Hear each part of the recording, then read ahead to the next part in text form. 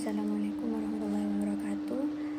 Selamat pagi dan semoga pagi hari ini kita diberi kemudahan serta kelancaran dalam melaksanakan pembelajaran akidah akhlak yang kita laksanakan secara online karena sedang bertepatan dengan maraknya wabah virus corona. Sebelum itu,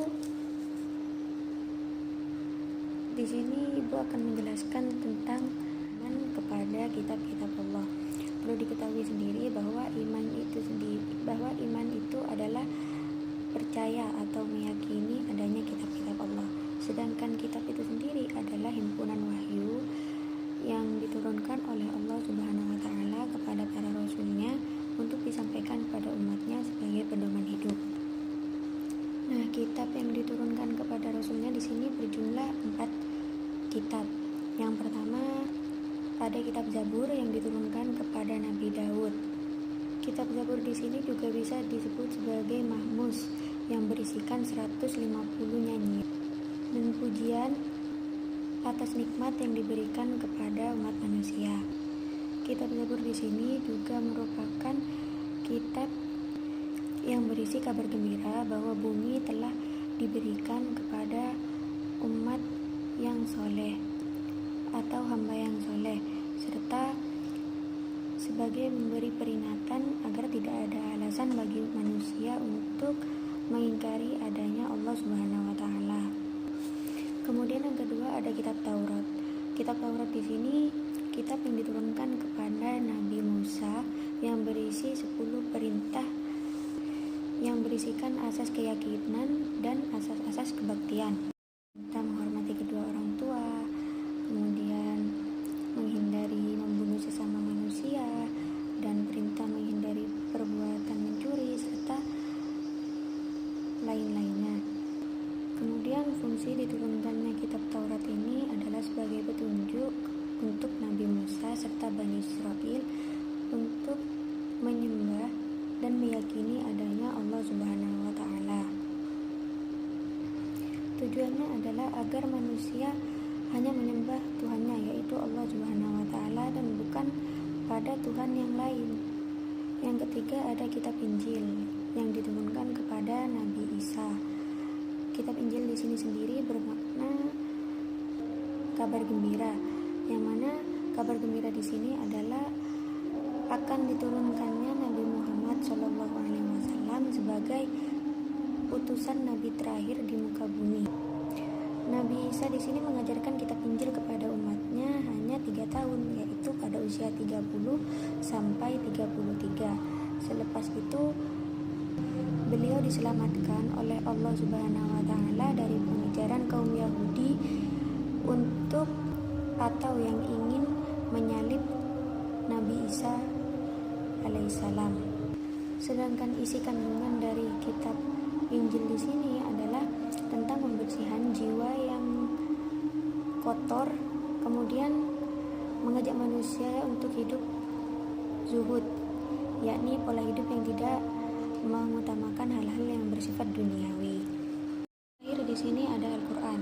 Al-Qur'an di sini secara bahasa adalah bacaan, sedangkan secara istilah adalah mukjizat yang diturunkan oleh Allah Subhanahu wa taala kepada Nabi Muhammad sallallahu alaihi wasallam sebagai mukjizat, dan untuk yang membacanya sebagai ibadah atau dinilai ibadah. Kemudian isi pokok kandungan Al-Qur'an di sini meliputi tauhid atau mengesahkan Allah, kemudian ibadah yaitu perbuatan yang bertujuan untuk mencapai ridho Allah. Selanjutnya ada janji dan ancaman, yaitu janji surga kepada mereka yang soleh dan beriman kepada Allah.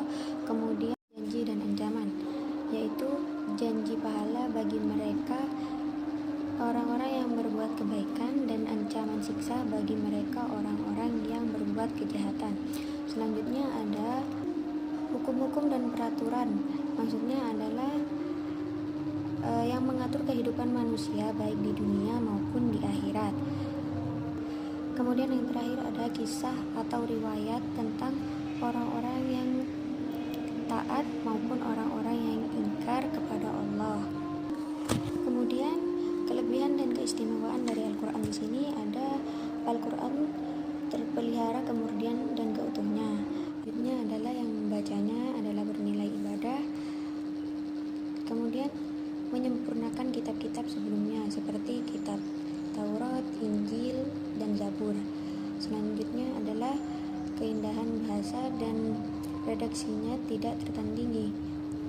Kemudian yang kelima, yang terakhir adalah Al-Quran sebagai obat penawar diri.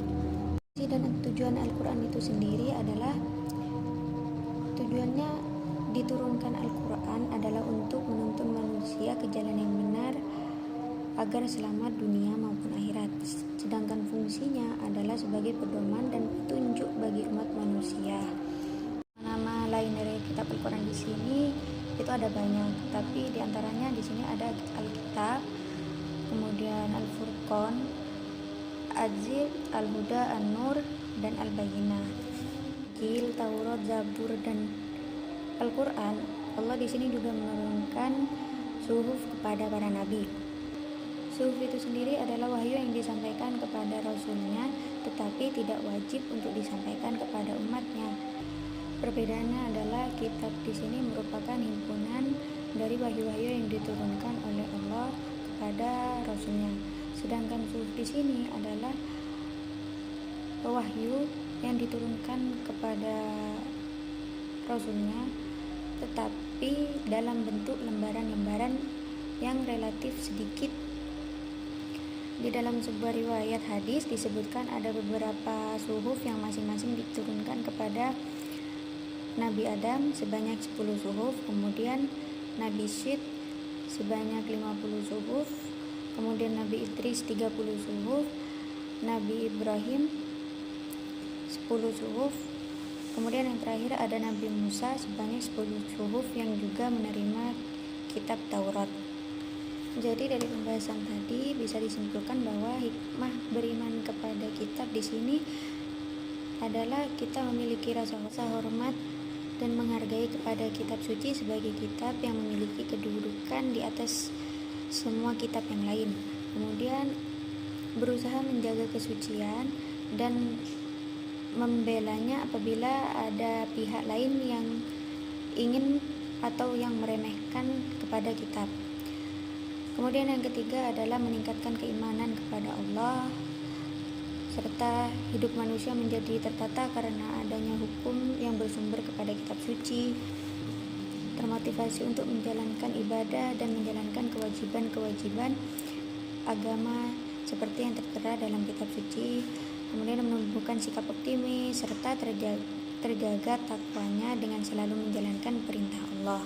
Kesimpulannya di sini adalah kita wajib mengimani kitab-kitab yang diturunkan oleh Allah Subhanahu wa taala kepada para rasulnya sebagai pedoman hidup untuk manusia.